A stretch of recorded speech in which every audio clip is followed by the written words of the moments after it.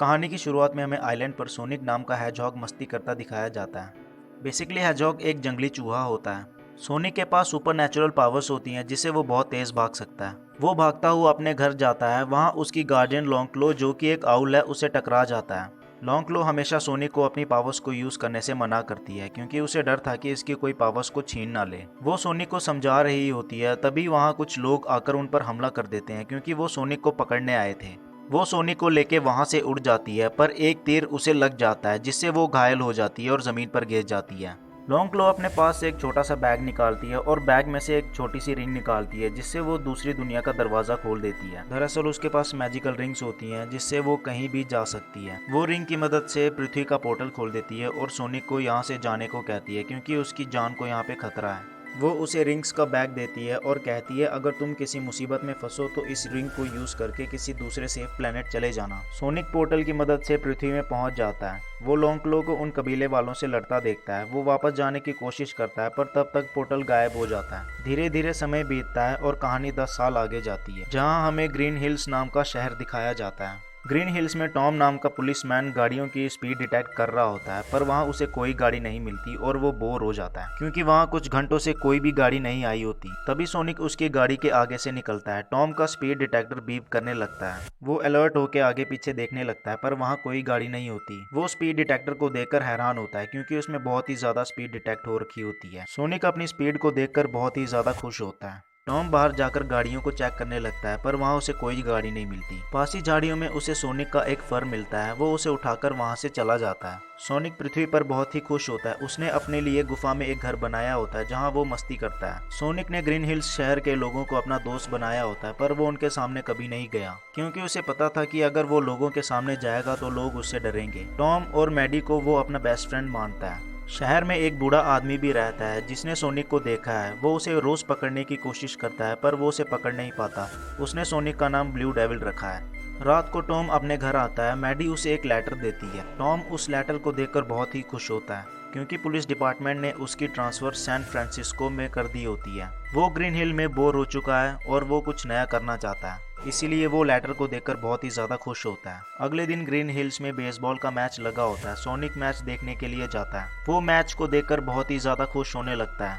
रात को जब सब चले जाते हैं वो अकेला ही बेसबॉल खेलने लगता है। वो स्ट्राइकर, कैचर, बॉलर, रनर सब खुद ही बना होता है। कुछ टाइम बाद उसे रियलाइज होता है कि वो अकेला है। खुद को अकेला पाकर वो बहुत ही दुखी होने लगता है। उदास होने के कारण वो ग्राउंड में तेजी से भागने लगता है। साथ ही उसे बहुत ही ज्यादा गुस्सा आने लगता है। गुस्से में सोनिक और तेज भागने लगता है। भागने से उसकी पावर्स बढ़ने लगती है और वहाँ बहुत तेज धमाका होता है। धमाके की वेव्स बहुत दूर तक जाती है।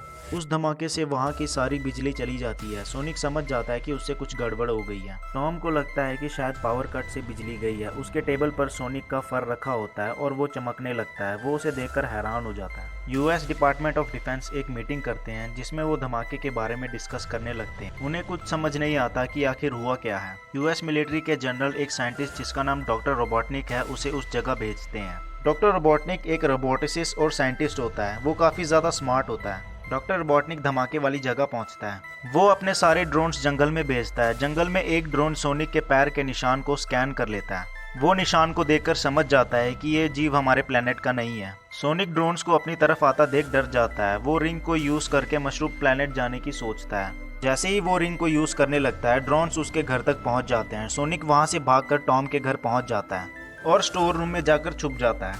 टॉम को स्टोर रूम से आवाजें आने लगती है। वो स्टोर रूम की तरफ जाने लगता है। जैसे ही सोनिक रिंग को यूज करने लगता है वहाँ टॉम आ जाता है। टॉम सोनिक को देखकर डर जाता है क्योंकि उसने बोलता हुआ हैजहॉग कभी देखा नहीं था। डर के मारे टॉम ट्रैंक्विलाइजर से सोनिक को शूट कर देता है जिससे सोनिक बेहोश होने लगता है।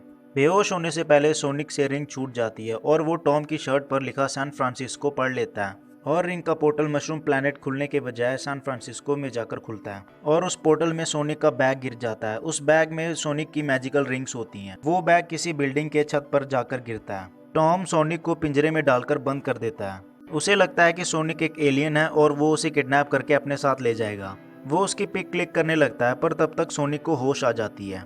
डॉक्टर रोबोटनिक सोनिक को ढूंढते हुए टॉम के घर तक पहुंच जाता है। टॉम के घर के बाहर उसे सोनिक के पैरों के निशान मिल जाते हैं। डॉक्टर रोबोटनिक टॉम को झूठ बोलकर उसके घर के अंदर घुसने की कोशिश करता है पर टॉम समझ जाता है कि यह आदमी झूठ बोल रहा है। वो कैसे न कैसे करके घर के अंदर घुस जाता है। वहाँ उसे सोनिक का फर मिलता है। डॉक्टर रोबोटनिक का एक ड्रोन टॉम को गन पॉइंट में ले लेता है और वो उससे सब सच बताने के लिए कहता है। सोनिक डॉक्टर रोबोटनिक के आगे आ जाता है और वो उसे देखकर डर जाता है। टॉम डॉक्टर रोबोटनिक को जोरदार पंच मारकर सोनिक को लेके वहाँ से भाग जाता है। गाड़ी में सोनिक टॉम को हेल्प करने के लिए कहता है। टॉम उसे हेल्प करने से मना कर देता है क्योंकि वो इस झंझट में फंसना नहीं चाहता। सोनिक टॉम को फोर्स करने लगता है और ना चाहते हुए भी टॉम को सोनिक की हेल्प करनी पड़ती है। वो दोनों एक पेट्रोल पंप पर जाते हैं। टॉम सोनिक को गाड़ी में छोड़कर अपने दोस्त को कॉल करने चला जाता है। सोनिक गाड़ी में टॉम का वेट कर रहा होता है। वो गाड़ी में बैठकर बोर होने लगता है। सोनिक बाहर खिड़की में देखता है, वहाँ उसे एक बार दिखाई देता है। वो उस बार में चला जाता है। टॉम को सोनिक गाड़ी में नहीं मिलता। वो भी उस बार की तरफ जाने लगता है। टॉम सोनिक को वहां से जाने के लिए कहता है पर सोनिक उसे थोड़ी देर यहीं रुकने के लिए कहता है। बार में दोनों अपनी बातें शेयर करते हैं और बहुत सारी मस्ती करते हैं।